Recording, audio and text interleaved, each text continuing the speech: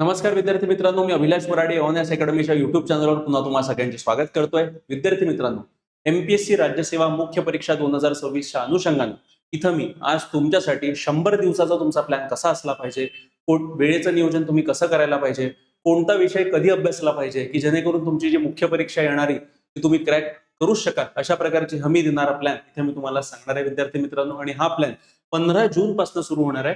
म्हणूनच 15 जून पासून तर 24 सप्टेंबर पर्यंतचा एकंदरीत प्लॅन आहे. म्हणून एकंदरीत 100 दिवसाचा प्लॅन इथे मी दिलेला आहे. आणि प्रॉपर GS 1, 2, 3, 4 याचं नियोजन तुम्ही कसं करायला पाहिजे, कोणता पेपर कधी द्यायला पाहिजे, टेस्ट सिरीज कशी असायला पाहिजे, डेली आन्सर रायटिंग करायला पाहिजे की नाही पाहिजे, या सगळ्या बाबी या प्लॅन अंतर्गत मी तिथे तुम्हाला सांगणार आहे.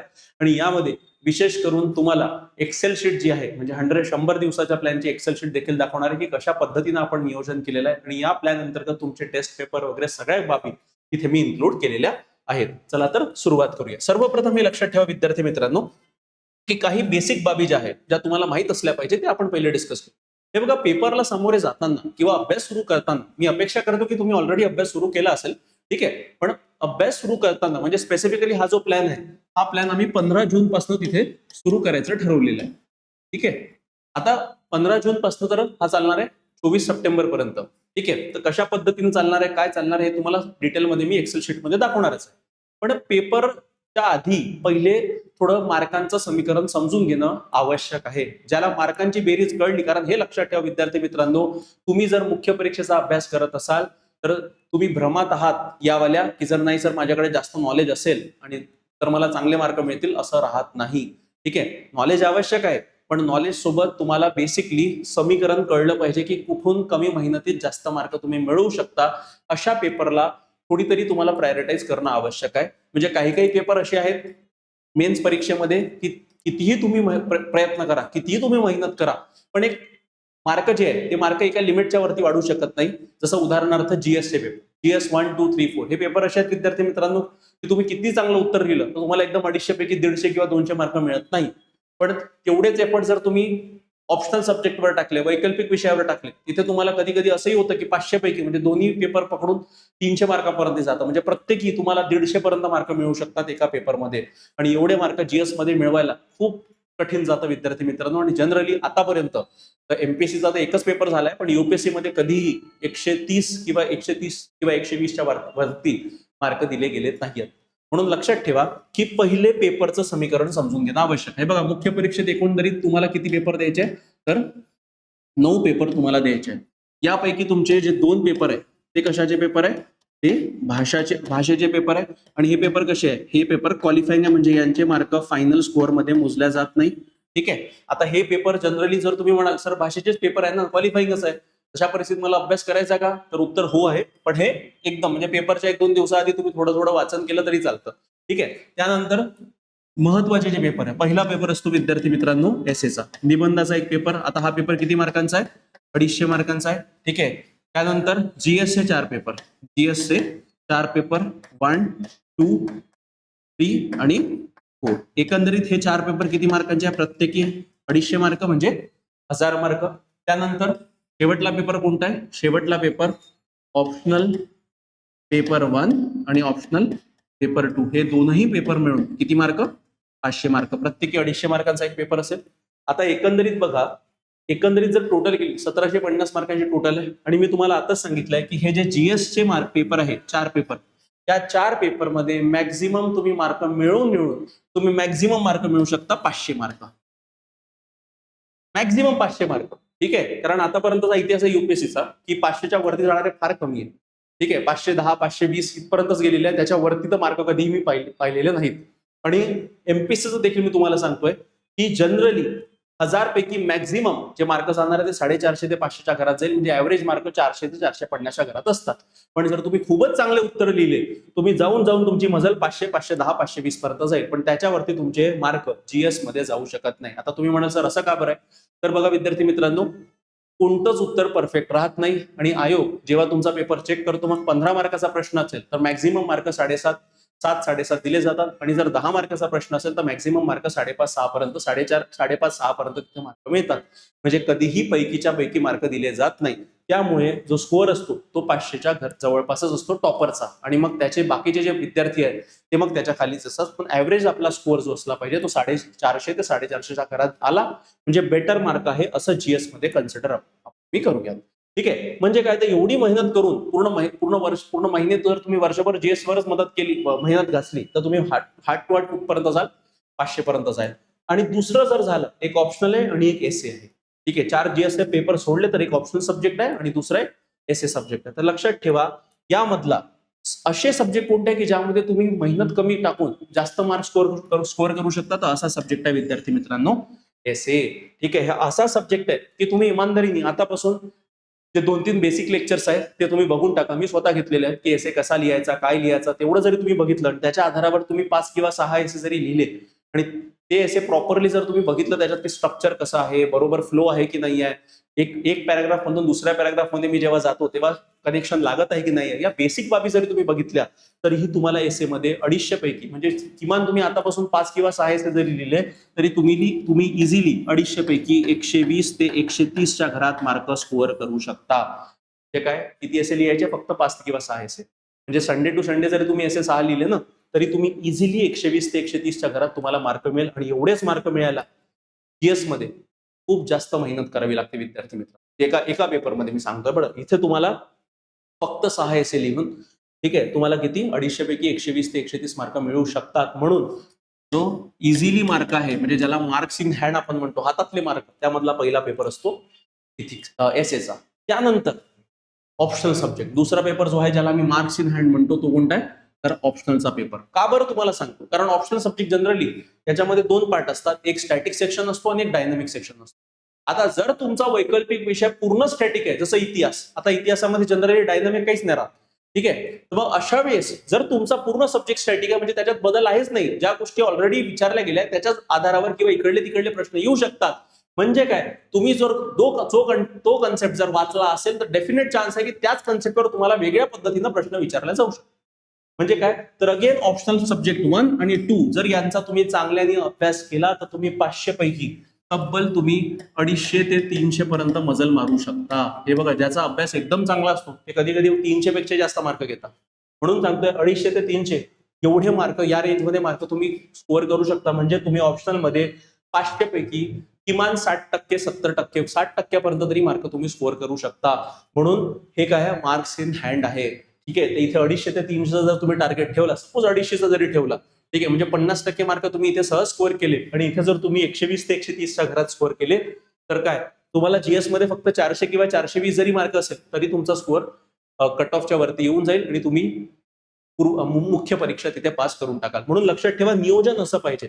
म्हणून सर्वप्रथम हे लक्षात ठेवा की जे 2 सब्जेक्ट ज्याच्यावर तुम्हाला जास्त फोकस करायचा आहे कोणता आहे, जास्त फोकस म्हणजे एकदम जास्त फोकस नाही, पण किमान एसए जर असेल तर किमान 6 एसए लिहिणं अपेक्षित आहे. म्हणजे एवढे जर लिहिले तर 250 पैकी 120 ते 130 पर्यंत तुम्ही मार्क स्कोअर करू शकता. आणि दुसरा जो सब्जेक्ट आहे तो म्हणजे ऑप्शनल वैकल्पिक विषय. यामध्ये तुमचा स्कोअर, तुमचा टार्गेट काय असला पाहिजे की सर मला कोणत्याही परिस्थितीत 250 ते 300 पर्यंत मजल मारायचीच आहे.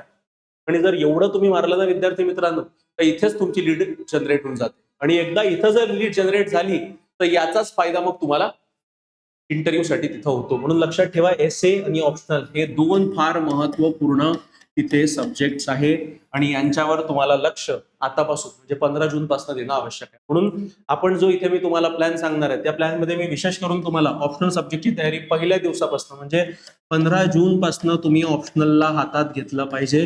ठीक आहे, आणि अर्धा वेळ किंवा किमान दिवसाचे 4 किंवा 5 तास तुम्ही ऑप्शनलला द्यायलाच पाहिजे. आणि जो काही टॉपिक तुम्ही वाचत असाल त्या टॉपिकवर किमान एक प्रश्न तरी दिवसाचा लिहून बघा. मी परत सांगतोय, जास्त करून विद्यार्थी जे पास होणार आहे, जे उत्तर लिखाण ज्यांचं चांगलं आहे, ज्यांनी प्रॅक्टिस केलेली आहे, ज्यांना माहित आहे की कसं उत्तर लिहायचं आहे, ज्यांची वैचारिक क्षमता चांगली आहे, अशाच लोकांची ही परीक्षा निघते विद्यार्थी मित्रांनो. जर तुम्ही विचार करत असाल नाही सर मी 2 महिने फक्त अभ्यास करील आणि शेवटल्या 2 महिने मी आन्सर रायटिंग करील, असं होणार नाही.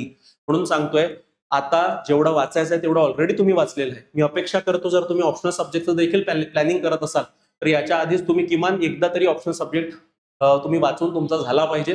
म्हणजे जेव्हा तुम्ही आता वाचाल तेव्हा तुम्ही पहिल्यांदा रिव्हिजन करा आणि रिव्हिजन झाल्या मग तुमची एक तर सोबत आन्सर रायटिंग करा, डेली आन्सर रायटिंग ज्याला म्हणतात, किंवा ऑप्शनलची एकदा रिव्हिजन करून टाका 15-20 दिवसात, आणि त्याच्यानंतर मग काय करा, टेस्ट पेपरला सुरुवात करा. म्हणजे असंही करू शकता.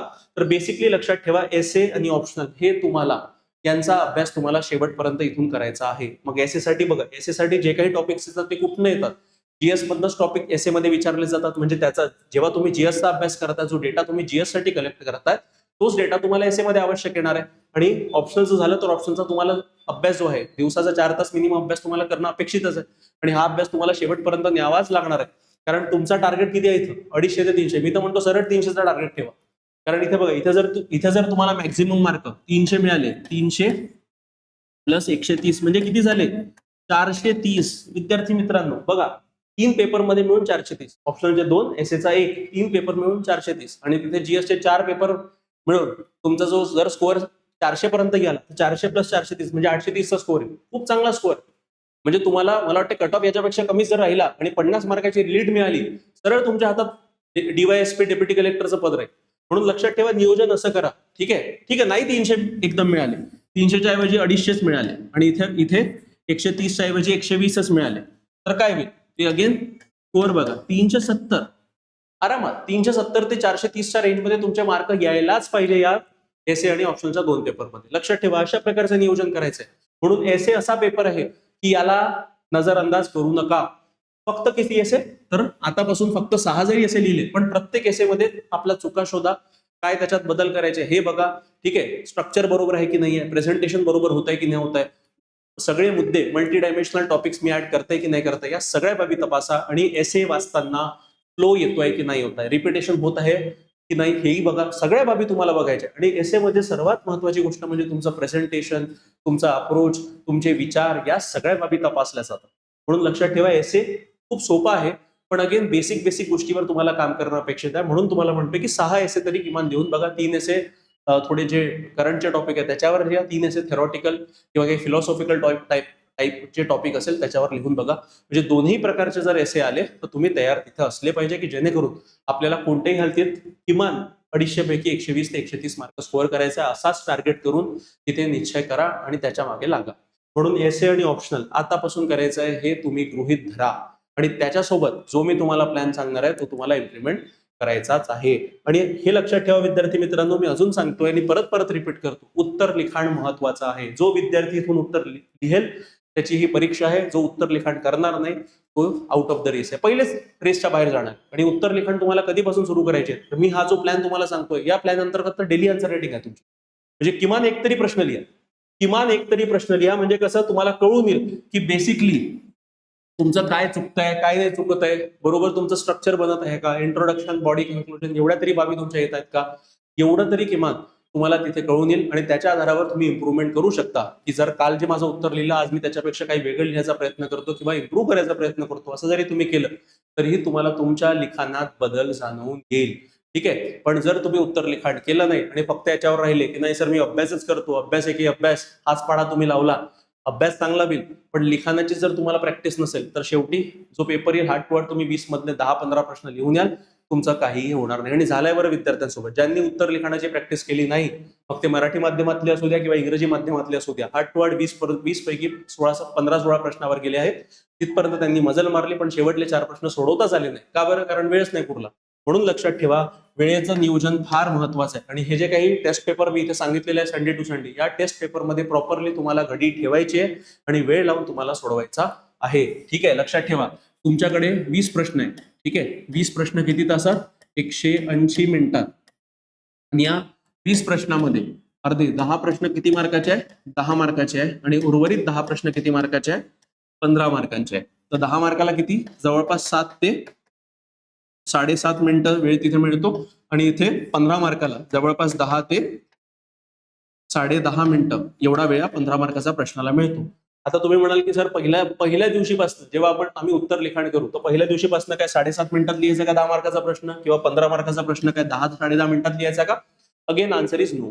ठीक आहे, असं नाही करायचं आहे. तुम्हाला पहिला दिवस आहे तुमचा, म्हणजे 15 तारखेपासून जर तुम्ही सुरुवात करत असाल या प्लॅनच्या अनुसार, आणि 15 तारखेचा जो काही तुम्ही टार्गेट आहे तो जर तुम्ही अचीव्ह केला आणि त्याच्यानंतर तुम्हाला वाटत आहे की त्या टॉपिकवरचा प्रश्न मी लिहू इच्छित आहे, तर अशा वेळेस तुम्हाला काय करणं आवश्यक आहे की स्पेसिफिकली आपण दिवसाचा 1 तास आपण उत्तर लिखाणात दिला आहे, त्यामध्ये पहिलं उत्तर लिहिताना तुम्ही अर्धा तास घ्या, बिंदास अर्धा तास घ्या. अर्धा तासात एक जीएसचं उत्तर लिहा आणि अर्ध्या तासात एक ऑप्शनलचं उत्तर, पण लिहा. ऍटलिस्ट कुठून तरी सुरुवात करा. तुम्ही या अपेक्षेत राहू नका की नाही सर मी पूर्ण अभ्यास होऊ देतो आणि मी त्याच्यानंतर शेवटल्या महिन्यात करेल. तसं काहीही होत नाही.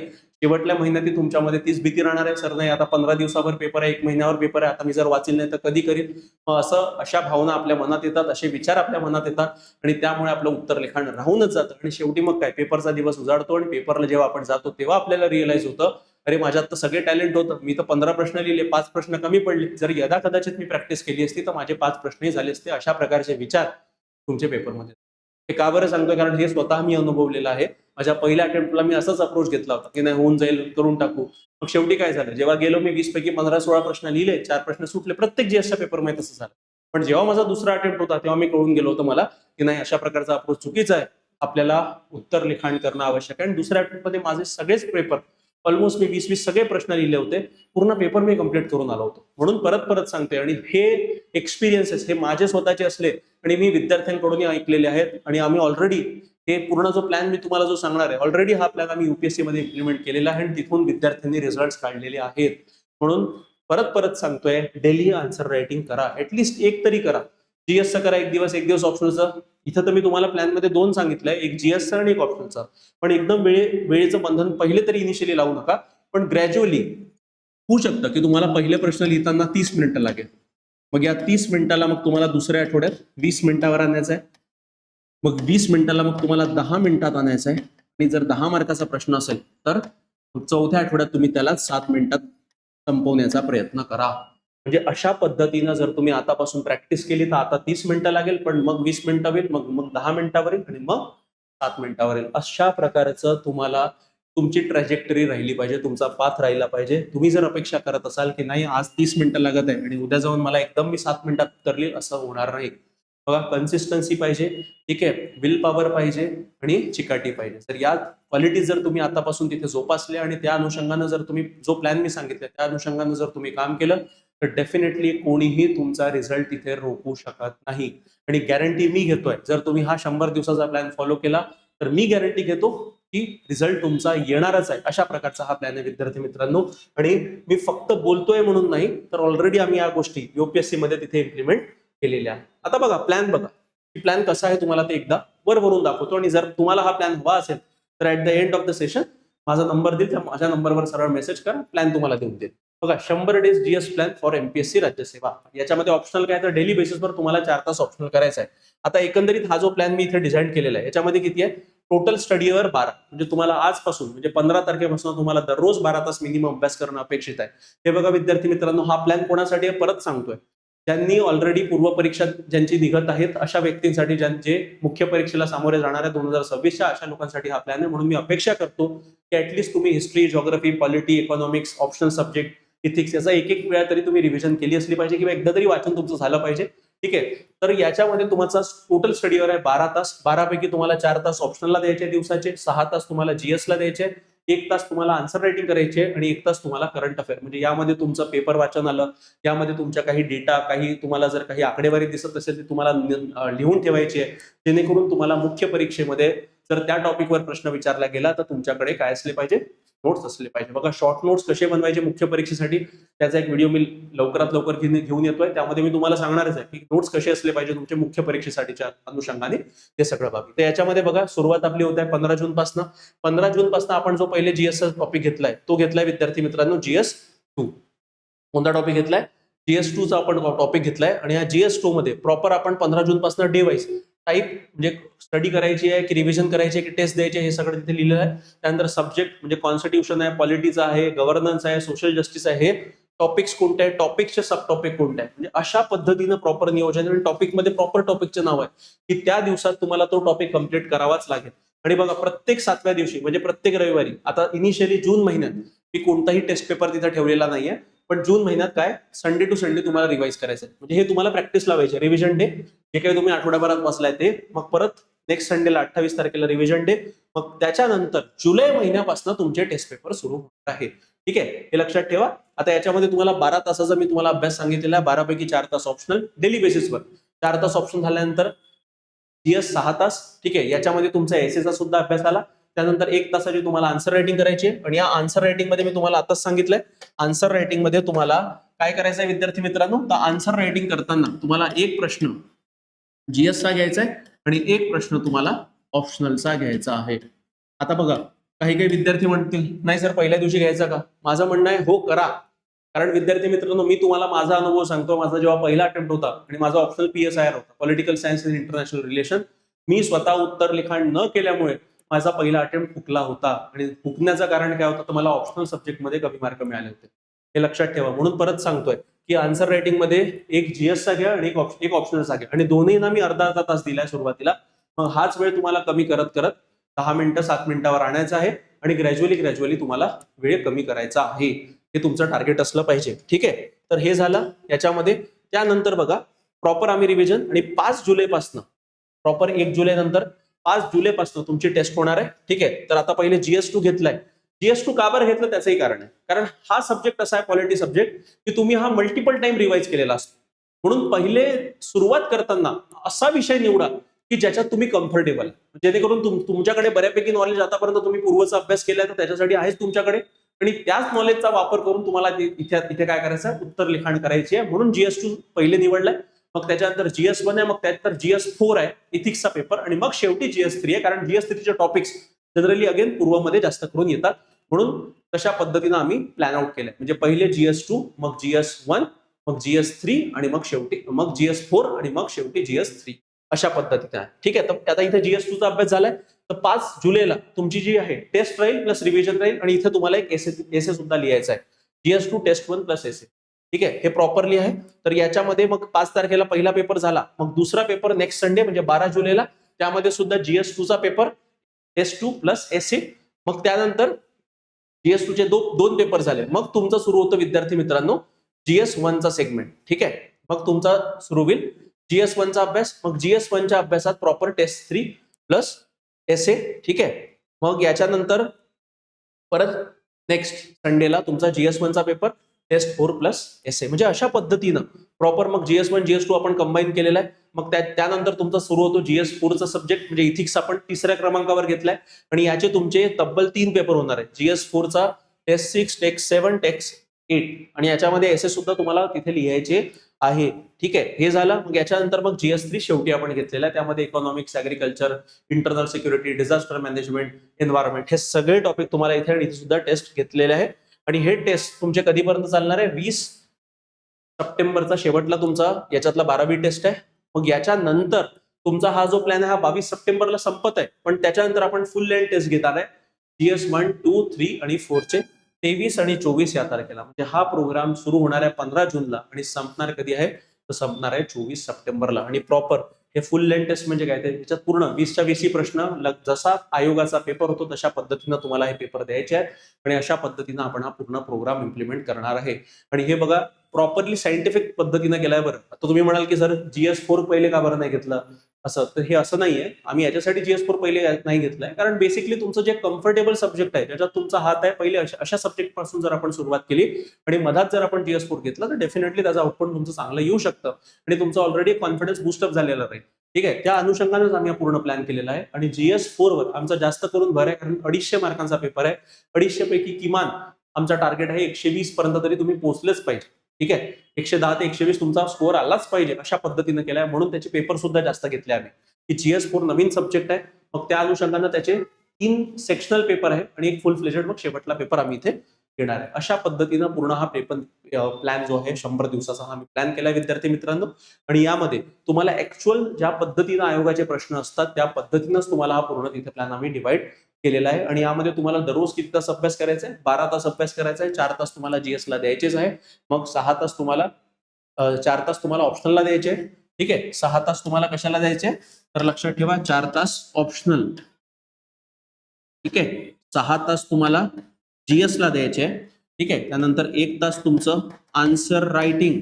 आणि हे झाले 6 आणि 4 10 आणि 11. आणि उरला हे जो 1 तास, हा 1 तास तुम्हाला करंट अफेअर चालू घडामोडी जे आहेत त्याच्यावर, म्हणजे त्यामध्ये न्यूजपेपर 10-15 मिनिटं न्यूजपेपर वाचा, कोणते मॅगझिन आली त्याचा काही आकडेवारी आली ती लिहून ठेवा.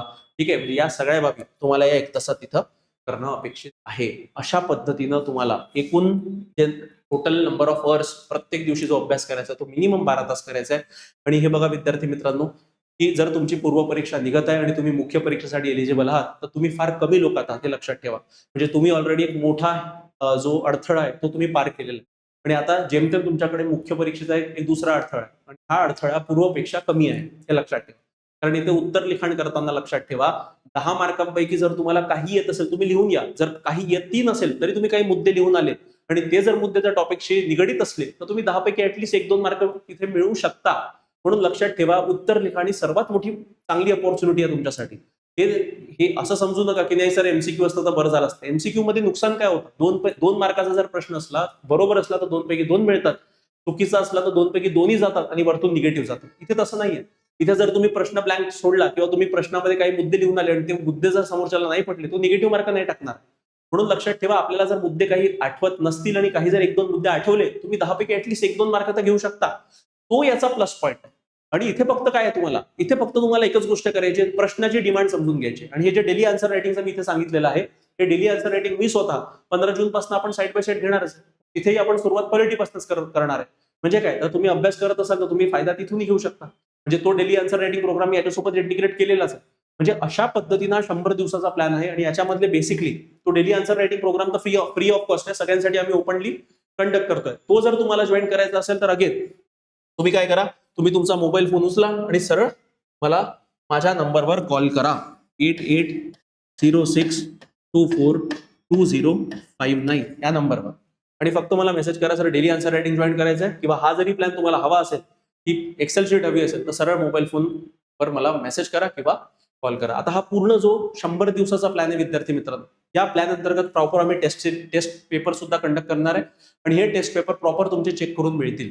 ठीक आहे. फक्त डेली आन्सर रायटिंग प्रोग्राम आम्ही सरसकट सगळ्यांसाठी ओपन ठेवलेला आहे, फ्री ऑफ कॉस्ट ठेवलेला आहे. ठीक आहे. त्याबद्दल मी तुम्हाला एंड ऑफ द सेशनला सांगणारच. जर तुम्हाला हे मेंटरशिप बॅच याची मेन्ससाठी जर तुम्हाला हा प्रोग्राम जॉईन करायचा आहे अलॉंग विथ टेस्ट पेपर, तर याची जी किंमत आम्ही ठेवली आहे ती फक्त ठेवली आहे 99999. आणि हा प्रोग्राम जो आहे, अगेन सांगतोय, हा प्रोग्राम फक्त 50 पोरांसाठी मी अलाउ करणार आहे, कारण मी स्वतः याच्यामध्ये तुम्हाला मार्गदर्शन करणार आहे.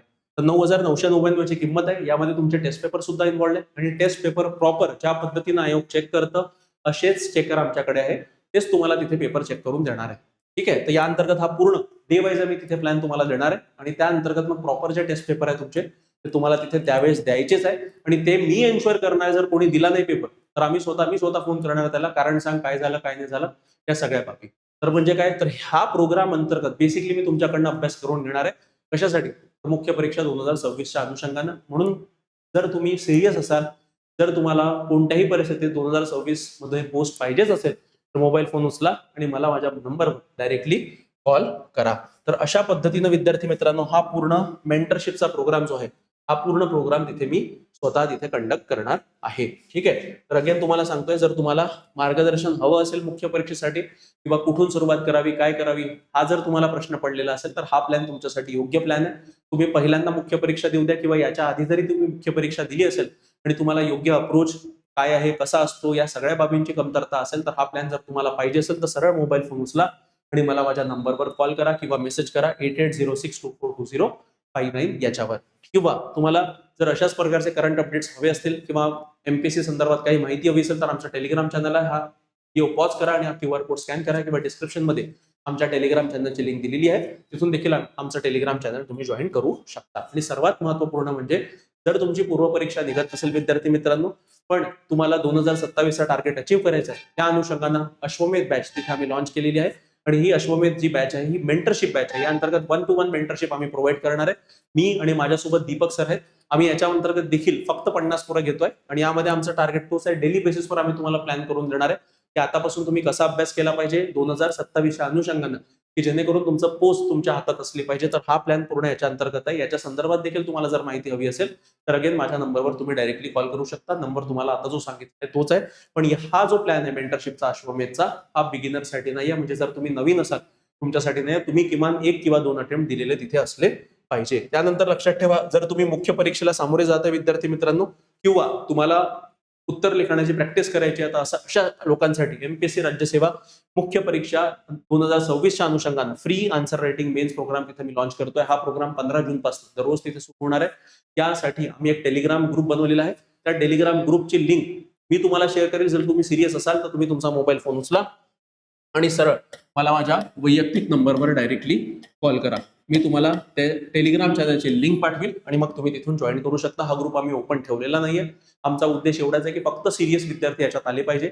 यामध्ये दररोज सकाळी मी एक प्रश्न टाकणार आहे. तो प्रश्न तुम्हाला लिहायचा आहे आणि ते लिहून ते उत्तर तुम्हाला त्याचं पीडीएफ फॉर्मॅटमध्ये अपलोड करायचं आहे. तुम्ही लिहिल्यानंतर मी तिथे एक मॉडेल आन्सर टाकेल. त्या मॉडेल आन्सरच्या आधारावर तुम्हाला स्वतः चेक करायचं आहे आणि त्यामधलं जे विद्यार्थी आन्सर लिहितील त्यामधलं जे बेस्ट उत्तर आहे ते मी स्वतः चेक करून टाकेल त्याच्यावर आणि त्याच्यानंतर आपण त्या स्पेसिफिक प्रश्नावर आपण डिस्कशन देखील घेणार आहे की उत्तर कसं असायला पाहिजे, काय असायला पाहिजे, या सगळ्या बाबी त्यामध्ये आपण कव्हर करणार आहे.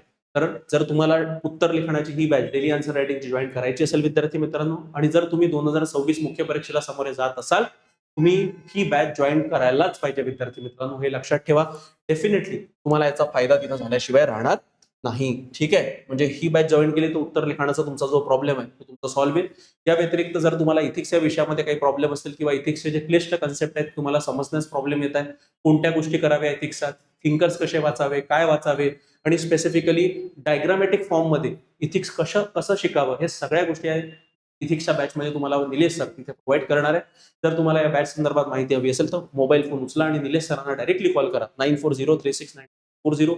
निलेश सरांनी स्वतः फ्लो चार्ट, डायग्राम्स या माध्यमातूनच निलेश सर इथे तुम्हाला इथे शिकवणार आहे की जेणेकरून तुम्ही त्या फ्लो चार्ट, डायग्राम सरळ तिथे उत्तर लेखनात वापरू शकता आणि त्याच्या आधारावर तुम्ही आरामात 250 पैकी 120 ते 130 मार्क स्कोअर करू शकता. अशा प्रकारचा हा प्रोग्राम तिथे निलेश सर इम्प्लिमेंट करताय विद्यार्थी मित्रांनो. या अंतर्गत तुम्हाला नोट्स सुद्धा प्रोव्हाइड करण्यात येणार आहे आणि त्यासोबतच तुमचं उत्तर लिखाणाची प्रॅक्टिस देखील निलेश सर तिथे करून घेणार आहे की जेणेकरून कोणत्या हालतीत 120 ते 130 मार्क तुमच्या या इथिक्स मध्ये आलेच पाहिजे. त्यानंतर जर तुम्ही नवीन विद्यार्थी असाल विद्यार्थी मित्रांनो तर एओनएस अकॅडमीच्या वतीनं समर्पण बॅच आम्ही लॉन्च केलेली आहे. ही बॅच जी आहे ही न्यू कमर्स आणि रिपीटर्स या दोघांसाठी आहे. जर तुम्हाला एमपीएससी राज्यसेवा 2027 मध्ये कोणत्याही परिस्थितीत पोस्ट हवी असेल तर तुम्ही ही बॅच जॉईन करायलाच पाहिजे. या बॅच अंतर्गत आम्ही मेंटरशिप सुद्धा देतोय आणि ही बॅच फक्त ऑनलाईन माध्यमातून आहे. यामध्ये तुम्हाला लाईव्ह प्लस अनलिमिटेड रेकॉर्डिंग आहे. एकदा जर तुम्ही ही बॅच विकत घेतली तर लाईफ टाईम व्हॅलिडिटीसाठी या बॅचची म्हणजे एकदा विकत घेतली 10 वर्ष, 15 वर्ष, जितके वर्ष बघायचे तितके वर्ष तुम्ही ही बॅच बघू शकता. आणि यामध्ये जी टीम आहे विद्यार्थी मित्र प्रत्येकाने एकदा तरी युपीएससी किंवा एमपीएससीचा इंटरव्ह्यू दिलेला आहे. अशीच टीम या समर्पण बॅच अंतर्गत तिथे आहे. जर तुम्हाला या बॅच संदर्भात काही माहिती हवी असेल तर सरळ तुम्ही तुमचा मोबाईल फोन उचला आणि मला माझ्या वैयक्तिक नंबरवर डायरेक्टली कॉल करू शकता 8806242059. आता ही जी बॅच आहे ही बॅच फक्त 29,999 मध्ये आम्ही अवेलेबल करून देतोय आणि सध्या 10% डिस्काउंट आम्ही देतोय. म्हणजे हीच बॅच तुम्हाला 26,999 म्हणजे 27,000 मध्ये तिथे अवेलेबल होणार आहे. जर तुम्हाला हे जे काही विविध कोर्सेस आहे हे जर तुम्हाला डाउनलोड करायचे असेल तर अगेन आमचा प्ले स्टोअरवर ऍप आहे. त्याची लिंक डिस्क्रिप्शन मध्ये दिलेली आहे. तिथून तुम्ही ऍप डाउनलोड करा आणि आमचे जे विविध कोर्सेस आहेत त्याचा लाभ तुम्ही घेऊ शकता. अल्टिमेटली कोणताही डाऊट असेल उत्तर लिखाणा संदर्भातला किंवा आन्सर रायटिंगची डेली आन्सर रायटिंगची बॅच जॉईन करायची असेल किंवा हा जो मेंटरशिपचा प्लॅन मी तुम्हाला सांगितलं 100 दिवसाचा मुख्य परीक्षेच्या अनुषंगानं हा जॉईन करायचा असेल, काही डाऊट असतील सरळ मोबाईल फोन उचला आणि मला माझ्या नंबरवर कॉल करा 88062059. ठीक आहे. सरळ व्हॉट्सअप करू शकता किंवा कॉल देखील करू शकता. या व्हिडिओमध्ये इतकंच विद्यार्थी मित्रांनो. जर तुम्हाला हा 100 दिवसाचा प्लॅन हवा असेल तर अगेन मला कॉल करा किंवा मेसेज करा आणि फक्त 100 डेज प्लॅन म्हणून लिहा. मी तुम्हाला लगेच हा प्लॅन तिथे पाठवून देईल. तर अशा पद्धतीनं विद्यार्थी मित्रांनो या व्हिडिओमध्ये आपण 100 दिवसाचा मुख्य परीक्षेच्या अनुषंगाने प्लॅन कसा असला पाहिजे हे आपण सखोल डिस्कस केलेला आहे. तुम्हाला जर व्हिडिओ आवडला असेल तर व्हिडिओ लाईक करा, शेअर करा आणि चॅनलला सबस्क्राईब करायला विसरू नका. धन्यवाद.